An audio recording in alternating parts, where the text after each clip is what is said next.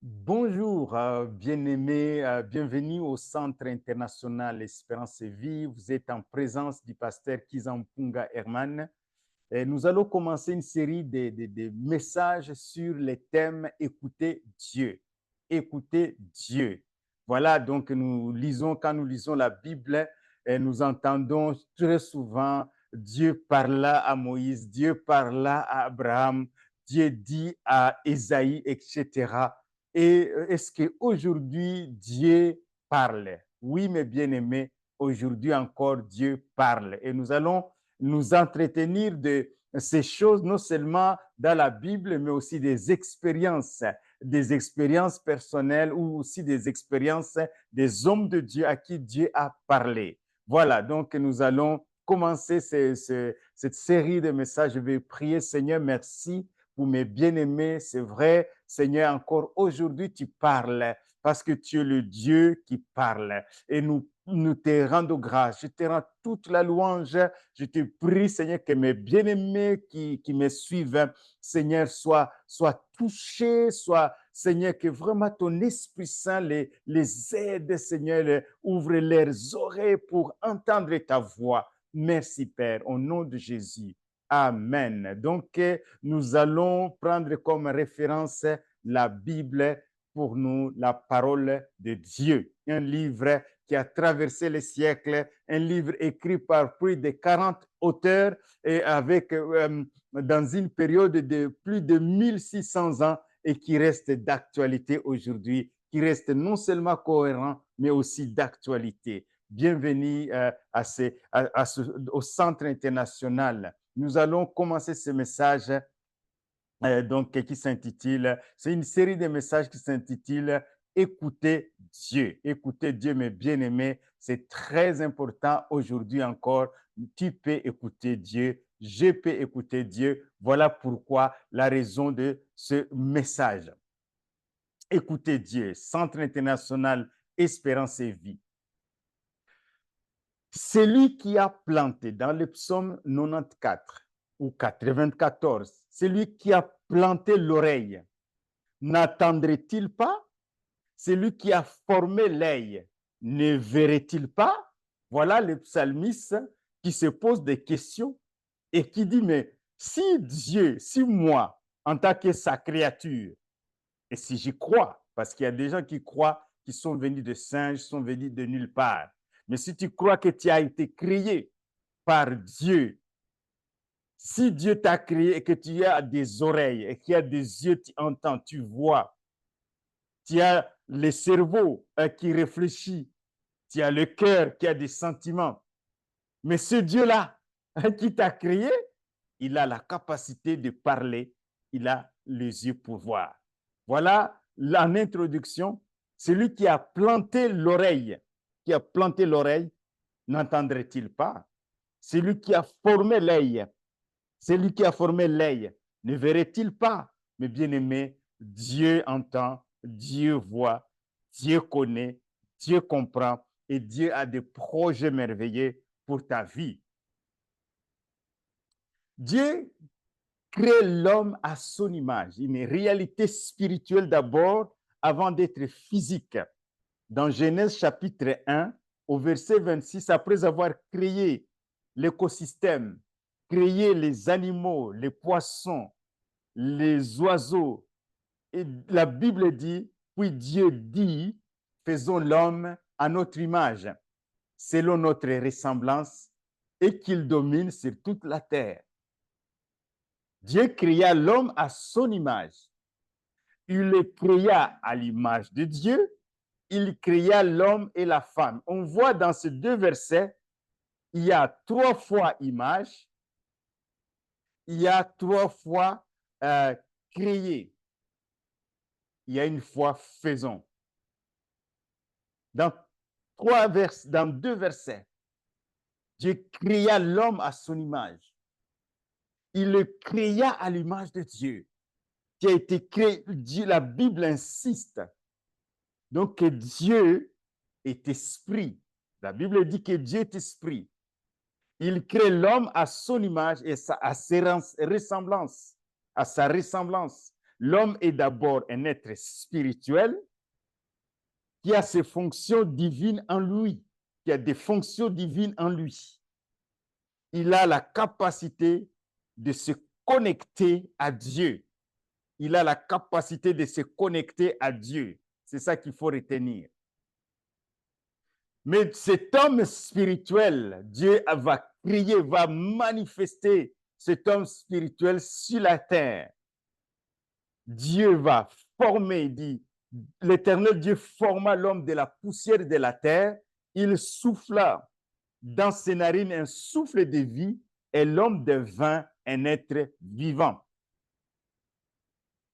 L'homme créé esprit, âme et corps. C'est très important, mes bien-aimés. Esprit, âme et corps. Il a le pouvoir de gouverner la terre parce qu'il est sur la terre, il est dans un corps, et de se connecter à Dieu parce qu'il est esprit. Il peut se connecter à Dieu, mais il peut aussi vivre sur la terre avec dans ce corps. La rencontre entre l'esprit et le corps a formé l'âme qui est devenue l'âme vivante, la dimension de nos émotions, la dimension de nos désirs, la dimension de notre mental se trouve dans cette âme-là qui est devenue vivante, qui est vivifiée par le souffle divin. Dieu aime l'humanité. Il vient vraiment souffler cette vie dans cette humanité et l'homme est devenu un et il va pourvoir à tous ses besoins. Il agit comme un parent qui attend un enfant. Quand on voit souvent les parents qui attendent des enfants, et donc ils vont préparer la chambre, ils vont préparer les habits et quand l'enfant va venir vraiment dans un environnement déjà préparé. C'est ce qui se passe. Il va préparer un jardin de délices. Il va mettre l'homme dans un jardin de délices. Il va lui donner une loi protectrice. Il va lui donner le libre arbitre de choisir, de manger ce qu'il veut, mais il lui donne une instruction en disant, l'Éternel donna cet ordre à l'homme, tu pourras manger de tous les arbres du jardin, mais tu ne mangeras pas de l'arbre de la connaissance du bien et du mal, car le jour où tu en mangeras, tu mourras. Le jour où tu en mangeras, tu mourras. Pourquoi? Parce que Dieu veut protéger l'humanité. Il veut protéger l'homme de cette puissance des ténèbres, le diable.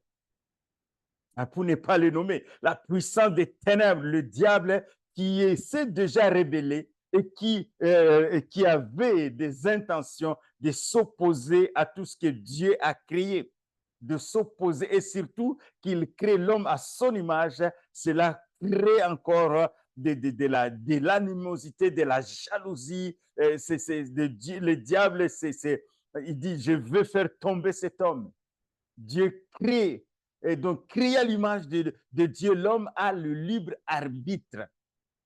Mais Dieu voulait l'avertir pour le protéger. C'est une loi qui vient protéger l'humanité, mais l'homme, Adam et Ève n'ont pas compris cette protection, mes bien-aimés. Ils n'ont pas compris cette protection et donc ils vont, les serpents va venir, il va les tromper, il va dire, est-ce que Dieu a-t-il réellement dit, vous ne mangerez pas cet arbre, attention, mais Dieu vous a menti. Les jours où vous allez manger cet arbre, vos yeux vont s'ouvrir, vous allez connaître le bien et le mal, bien sûr sans avoir le pouvoir de se défaire du mal. Tu connais le bien et le mal, mais tu ne sais pas résister contre le mal. C'est cela la tromperie de Satan. Et quand Dieu va venir, il dit, où es-tu, Adam? Après le péché, il dit, où es-tu, Adam? Adam dit, j'ai entendu ta voix dans le jardin, j'ai eu peur parce que je suis nu. Je suis nu et je me suis caché. J'ai eu peur, c'est la première fois. Donc le péché, la voix du diable endommage l'esprit de l'homme. Il brouille ses pensées et son raisonnement par rapport aux choses de Dieu. La voix du diable vient brouiller nos pensées, notre raisonnement par rapport aux choses de Dieu. Il a peur, l'homme a peur. Il entend la voix de Dieu au lieu de se réjouir. Avant, quand il entendait la voix de Dieu, il se réjouissait. Maintenant, il entend la voix de Dieu, il a peur, il est endommagé. Son esprit est enténébré. Son esprit est mort par rapport aux choses de Dieu. Son esprit est incapable de se connecter à Dieu. Il fuit la présence de Dieu. Il se cache devant Dieu. Le salaire du péché, c'est la mort, mais le don gratuit de Dieu, c'est la vie éternelle en Christ. Car tout son péché, à partir d'ici, le péché va se répandre sur les générations futures. Le péché a privé l'humanité de la gloire de Dieu. Mais écoute, mes bien-aimés, la bonne nouvelle, c'est que Jésus-Christ est venu restaurer cette connexion avec Dieu, mes bien-aimés. Dieu ne va pas accepter que Adam, dans sa nature pécheresse, reste dans sa présence, parce que Dieu est 3 fois saint. Il est infiniment saint, il est pur, il est lumière. Il va le chasser de sa présence. Et l'Éternel Dieu le chassa du jardin d'Éden pour qu'il cultive la terre d'où il a été pris. L'humanité se déconnecte de Dieu. Incapable d'entendre Dieu, car l'homme quitte l'environnement qui favorise l'écoute. Il quitte l'environnement qui favorise l'écoute. Le chemin vers Dieu est fermé. Dieu va fermer le chemin. Il va mettre 2 chérubins qui vont protéger le chemin de l'arbre de la vie, incapable d'avoir la vie éternelle. La vie spirituelle est coupée de sa source. L'homme n'a plus, ne s'alimente, ne peut pas s'alimenter de cette vie spirituelle. Il va commencer à se créer des religions. Il va chercher comment entrer encore dans la présence de Dieu, mais sans demander pardon. C'est ce qui se passe ici. L'homme n'a pas demandé pardon, il s'est excusé. C'est la femme que tu m'as donnée. C'est le serpent qui m'a menti. Je suis innocent, au lieu de demander pardon. Mais Dieu parle toujours. Dieu continue à parler. Dieu cherche des hommes et des femmes partout dans toute l'humanité. Il parle. Mais bien-aimé, au fur et à mesure, il va se révéler. Dieu parle cependant, dit la de Job, chapitre 33, verset 14 à 17. Dieu parle cependant tantôt d'une manière, tantôt d'une autre, et l'on n'y prend pas, on ne lui prend point garde. On ne prend point garde à ce que Dieu dit. Il parle par des songes, il parle par des visions nocturnes. Quand les hommes sont livrés à un profond sommeil, quand ils sont endormis sur leur couche, Dieu parle. Alors il leur donne des avertissements. Il met le sceau à ses instructions afin de détourner l'homme du mal et de le préserver de l'orgueil. Dieu cherche toujours à détourner l'homme du mal et de préserver l'homme de l'orgueil. Il parle par des visions. Il parle, nous voyons même dans la Bible, nous voyons même à l'époque d'Abraham, Dieu va parler à Pharaon, alors que c'était un roi unique. Il va parler à Abimelech. Et donc, Dieu parle. Et dans des contraintes qui étaient loin d'Israël, loin du Moyen-Orient, Dieu parlait aussi. En Afrique, Dieu parlait. En Europe, Dieu parlait. Mais il n'y avait pas la connexion, comme la connexion était coupée. C'était partiellement, les hommes recevaient des instructions partielles. Ils ne connaissaient pas Dieu parce que le chemin, la source a été coupée, mes bien-aimés. Dieu va commencer à parler par des prophètes. Nous allons le voir dans la Bible. Il va parler par des prophètes. Hein? Donc, la Bible dit dans Hébreux chapitre 1, c'est l'épître qui s'adresse aux chrétiens d'origine juive qui voulaient retourner dans le judaïsme. Parce qu'à un certain moment, ils se posaient beaucoup de questions par rapport à Jésus. Et la Bible, par le Saint-Esprit, inspire l'auteur de ce livre, dit, après avoir autrefois, à plusieurs reprises et de plusieurs manières parlé à nos pères par les prophètes, Dieu, dans ces derniers temps, nous a parlé par le Fils. Alléluia. Dans ces derniers temps, Dieu a parlé par le Fils. Maintenant, quelqu'un est venu du ciel. Jésus est la parole même de Dieu qui est venu habiter dans un corps humain. La parole a été faite chair, dit dans Jean chapitre 1 au verset 14. La parole a été faite chair. Il est l'image du Dieu invisible. Il est l'image du Dieu invisible. Jésus-Christ est incomparable. Il est l'image du Dieu invisible. Il est venu restaurer la connexion entre l'humanité et Dieu.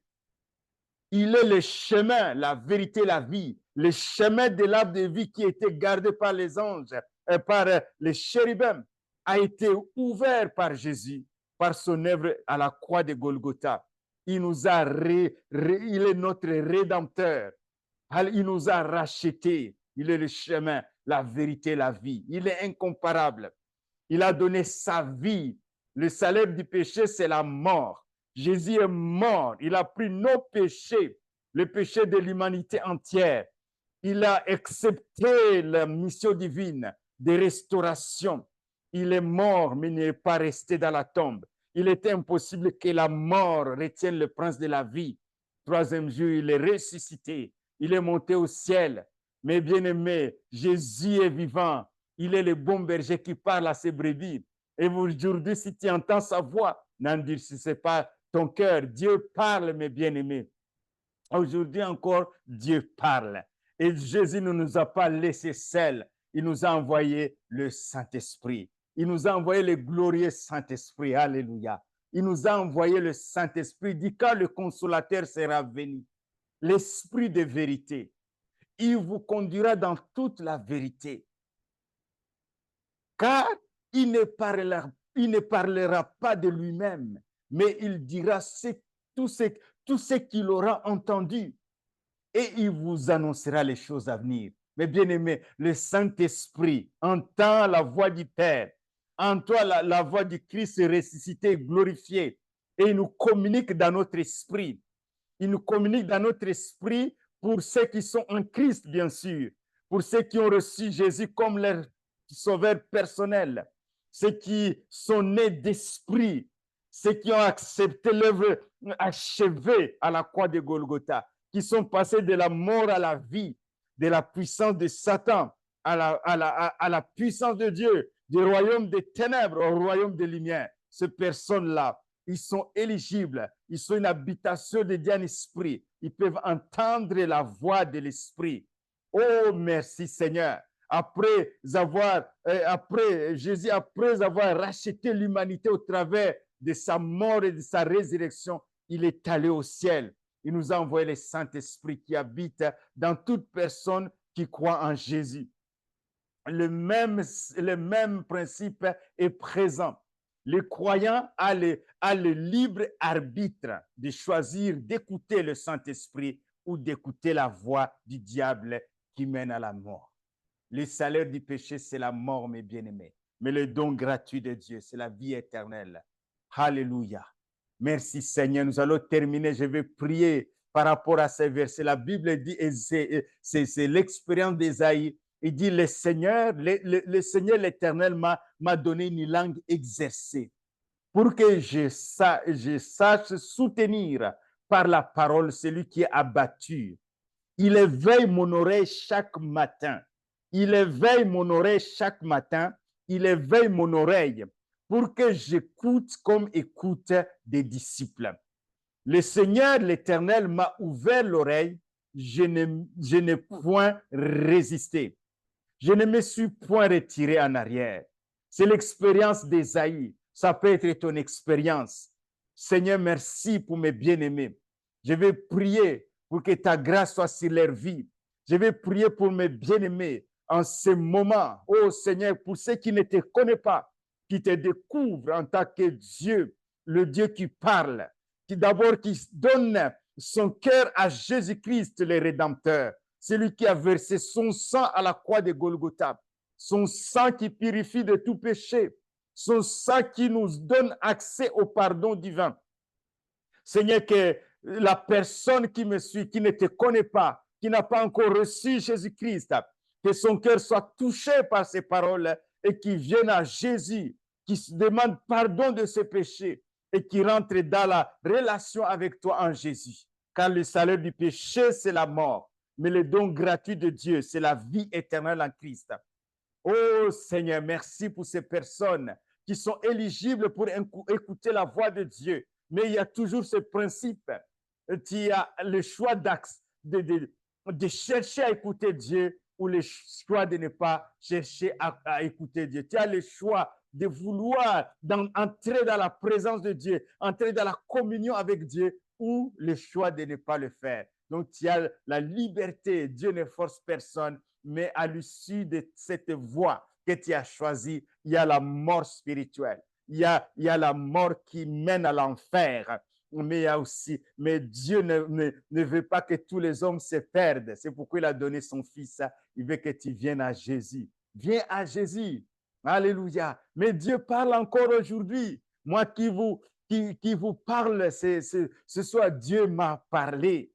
Alors que j'étais là, je servais Dieu dans mon ancienne église, Dieu m'a parlé clairement par sa parole d'abord. Il m'a parlé par sa parole. Et cette parole est restée dans mon cœur pendant 3 semaines, mes bien-aimés. Cette parole me réveillait le matin. À 4 heures du matin, je me levais pendant 3 semaines, méditais la parole et Dieu me parlait. Dieu me montrait des choses.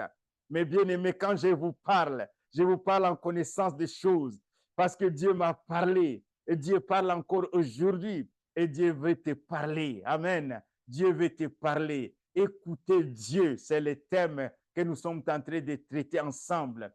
Ah, mes bien-aimés, soyez bénis et que Dieu vous donne la grâce par son esprit de l'écouter. Parce que Dieu, sa voix, elle est douce dans un cœur. Et c'est une voix d'amour, une voix qui nous apporte la joie, qui nous apporte la paix, la sérénité. Dieu parle encore aujourd'hui. Nous servons un Dieu vivant qui parle. Soyez bénis, mes bien-aimés, et soyez éligibles à ces hommes et des femmes. Rejoignez les hommes et des femmes qui écoutent Dieu. Amen. Parce que quand tu écoutes Dieu, ta vie change. Soyez bénis, mes bien-aimés, et à bientôt et à très bientôt. Au revoir.